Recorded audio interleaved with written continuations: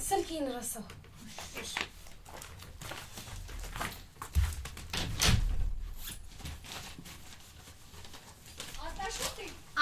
አለ መጣሁ።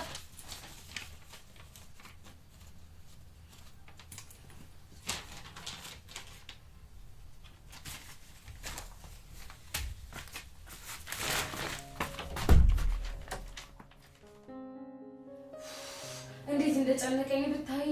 አንበሳ እኮ ነሽ አዙዬ። ጎበዜን ይቅመን። ስለዚህ በቃ ሁሉንም ነገር በውስጥ እየጨረስን ነው። አውርች ሁሉም ነገር መስመር ይይዛል። አው በቃ እኔ ልግባ። አው ሂጂ አዙዬ። ዛሬ ግን እንደፈለግሽ ቢ።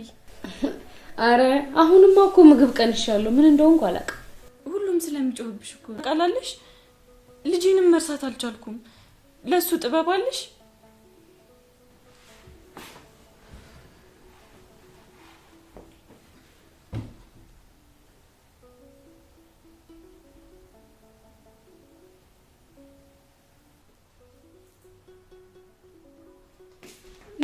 በጣም አይ አልተመቻትም እኮ ርብቃ። ሰላም ጤና ይስጥልኝ ውዴ ቻናሌ ቤተሰቦች እንዴት ናችሁልኝ? እንኳን ወደ ቻናሌ በሰላም መጣችሁ። ርብቃ ድራማ እንግዲህ በባለፈው በክፍል 34 ላይ በጣም አስደንጋጭ ነገሮችን አይተን ነበረ። አቤልና እዩ ላይ የተካሄደው ጦርነት እንግዲህ በእስር ተጠናቆ እያየኑ እንገኛለን። እንግዲህ የዛን ክፍል ላይ ማለት ነው በክፍል 34 ላይ አቤል ርብቃ የነገረችውን ነገር አላምንም ብሎ ርብቃን በጥፊ መታትና እንግዲህ ጉድህን በጆሮ ስማ ሲለው ተነስቶ ወደ መታጠቢያ ቤት ያመራል። እና እንግዲህ የሾካካ እዩ ተብየው ተንከሲስ ማለት ነው ስልክ ሲያወራ ይሰማዋል። እናም እንግዲህ እዩ ብቻውን አይደለም የሚሰራው፣ አብረውት ከውጭ ነው ይሄን ነገር የሚያግዙት ሰዎች እንዳሉ እንግዲህ ብዙ ጊዜ አይተናል። እና እንግዲህ ዮኤል ስልክ ደውሎ ነገሩ እንዲፈጠን መቲ ደግሞ ሁሉንም ነገር በስሙ እንደምታዞርለት ስለነገረችው ነገሮች ሁሉ እንዲፈጥኑ አቤል ከነ ቤተሰቡ ተመልሶ መጥቷል። ስለዚህ ቶሎ መፍጠን አለብን ሳይነቃ በማለት ዮኤል እንግዲህ ከሰዎች ጋር እያወራ ነበረ። እና አቤል መታጠቢያ ቤት በር ላይ ቆሞ እንግዲህ ጉዱን ነበር በጆሮ ነበር የሰማው።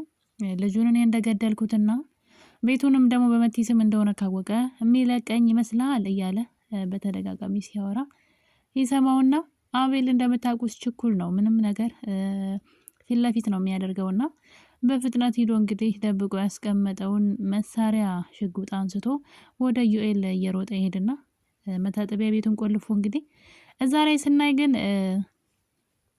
እዩ መሳሪያውን ሲነጥቀው አይተን ነበረ። መጨረሻ አካባቢ ካያችሁ ተው ይሄን ነገር አንሳልኝ ተው ካለው በኋላ አቤልን ገልብጦት ነበረ። እና እኔ አቤል በህይወት ይኖራል ብዬ እንደውም አልጠበቅኩም ነበረ። ነገር ግን እንግዲህ አቤል ጀግናው አማቻችን የርብቃ ባል ትላላችሁ እጁን ዩኤልን ይመታውና እንግዲህ ፖሊስ ደርሶ ሁለቱንም ወደ እስር ቤት ወርሯቸዋል። እና አሁን ላይ እንግዲህ ሁለቱም እስር ቤት ውስጥ ይገኛሉ። ዩኤል ግን አሁንም እስር ቤት ሆኖ በቀልን እያሰበ ነው። እስር ቤት የገባው በራሱ ጥፋት ነው ማለት እንደውም አቤል ነበር በቀልን ማሰብ የነበረበት። ነገር ግን ተንኮለኛ ሰዎች እንግዲህ ከትላንት ጥፋታቸው ከትላንት ማንነታቸው መማር የማይፈልጉ ሰዎች አሉ። ልክ እንደዩ አይነት ሰዎች ማለት ነው። እና እንግዲህ እዩም ልፈታና አለቃችሁም ሁላችሁንም እያለ ነው። ማሚቴ ደግሞ በሌላ በኩል በጣም ቁጭት ውስጥ ነው ያለችው። ማሚቴ ራሷን እየወቀሰች ትገኛለች። ልጆቼ እንደዚህ እንዲሆኑ ያደረኩት እኔ ነኝ በበቀል ተነሳስቼ እያለች ነው። እንግዲህ እንደሚታወቀው ቤቱን ሁሉ በልጇ ስም አድርገዋለች። መቲ ደግሞ ይሄን ነገር ስትሰማ ከሀገር ልትወጣ እያሰበች ትገኛለች። እንግዲህ አንድ ትልቅ ፋይል የምን ፋይል እንደሆነ አላውቅም መቲ ጋር አለ። እና እንግዲህ አዙን ትደውልና እሷ ጋር እንድትመጣ ትጠይቃታለች። አዙ ግን በሄደችበት ሁሉ አሁን ላይ ርብቃን መርዳት ስለምትፈልግ መቲ ጋር እንግዲህ ሂዳ አንዳንድ መረጃዎችን ከለቃቀመች በኋላ ልክ መቲ ልትሸኛ ስትወጣ ነበረ ስልክ ረሳው ብላ ተመልሳ መቲ ያስቀመጠችውን አንድ ወረቀት አለ ከሀገር እንድትወጣ የሚረዳት። ያንን ወረቀት እንግዲህ ሰርቃ ይዛባት ሄዳለች። እጠፋለሁ ከሀገር እወጣለሁ ያለችው ልጅ አሁን ላይ ምንም ነገር ተስፋ የላትም። ኢዩኤል ደግሞ እስር ቤት ልጠይቀው ስትሄድ ዓይንሽን ላፈር። ምክንያቱም መጀመሪያም ገንዘቧን ነበር የሚፈልገው። እንደ እንቁላል ሲንከባከባት እንደነበረ ሁላችሁም አይታችኋል። ምን ልሆንልሽ ምን ትሆኝልኝ ሲላት ነበረ። ነገር ግን አሁን ሁሉ ነገር እንደተደረሰበት ሲገባው ዓይንሽን ላፈር እያለት ነው። እንደዚህ አይነት ሰዎች አይጣልባችሁ እንግዲህ ሲኖራችሁ ከእናንተ ጥቅም ፈላጊው ሰዎች የዚህን ጊዜ ነው የምታውቋቸውና ከፈለግሽ ከወደድሽኝ ከዚህ መውጣበትን ቶሎ አመቻች ያለዛ ዓይንሽን ላፈር እያላት ይገኛል ኢዩኤል መቲን ማለት ነው። ያው መቲ እንግዲህ መቀጣት አለባት። የገዛ እናቷንም ፎቅ ላይ ወርውራ ልትገላት ነበረ።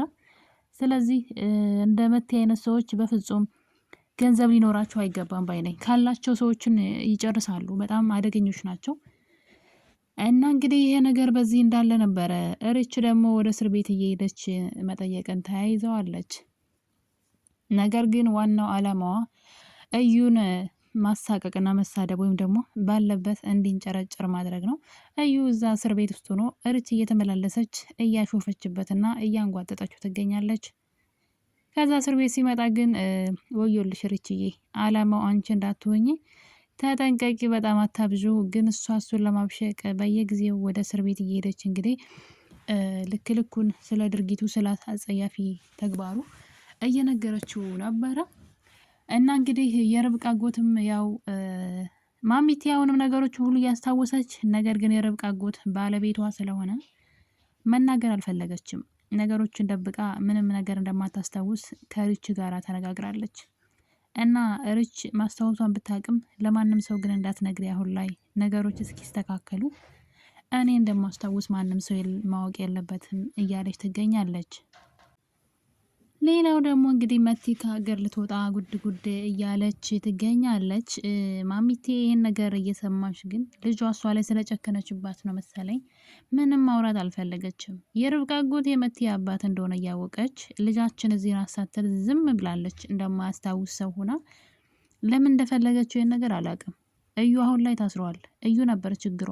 ምክንያቱም እዩ ብታስታውሽ እንኳ በፍጹም ትንፍሽ እንዳትይ እንደማታስታውሺ አስመሲ ወዮልሽ ብሎ በልጇ ነው ያስፈራራትና ታዲያ ለምንድን ነው አሁን ላይ እንደማታስታውስ የምትመስለው? እዩ ታስሯን ብዬ አስባለሁና እንግዲህ መቲ ደግሞ ከሀገር እንደምትወጣ ርብቃ መረጃ ሲደርሳት ራሴ ነኝ የማደርገውን የምበቀላት እኔ ነኝ፣ ስለዚህ ማንም ሰው ጣልቃ እንዳይገባ እያለች ነው። ርብቃ ምን ልታረጋት ትችላለች? እውነት ለመናገር ከሆነ መቲ ምንም አላደረገቻትም። ርብቃን ያው ቤቱን በስሟ ያዞረችው ማሚቴ ነች፣ መቲ አይደለችም። መቲ ቤቱ በስሟ ለመዞሩ የርብቃ ልጅ ስለመሞቱ የመቲ እጅ የለበትም። ያኔ ሞክራለች፣ ብዙ ነገሮችን ጥራለች። በቤት አጋዣቸው በኩል ብዙ ነገር እንድታደርግ ስትጥር ስታደርግ ነበር። ግን አንዳችም ነገር ርብቃ ላይ ለሆነው ነገር ምንም ያደረገችው ነገር የለም። አልተሳካላትም። ሞክራለች፣ አልተሳካላትም። እና ግን አሁን በመጨረሻ ከሀገር ልትወጣ ትፈልጋለች። እና ይህን ነገር እንግዲህ አዙ መታ ለነ ሪች ነግራቸው ነበረ። እናም የርብቃ አጎት ይህን ነገር ሲሰማ ይችን ልጅማ እንደውም አለቃትም፣ በህይወት ነው የምፈልጋት እስር ቤት ሳትገባ ሲል ነበረ።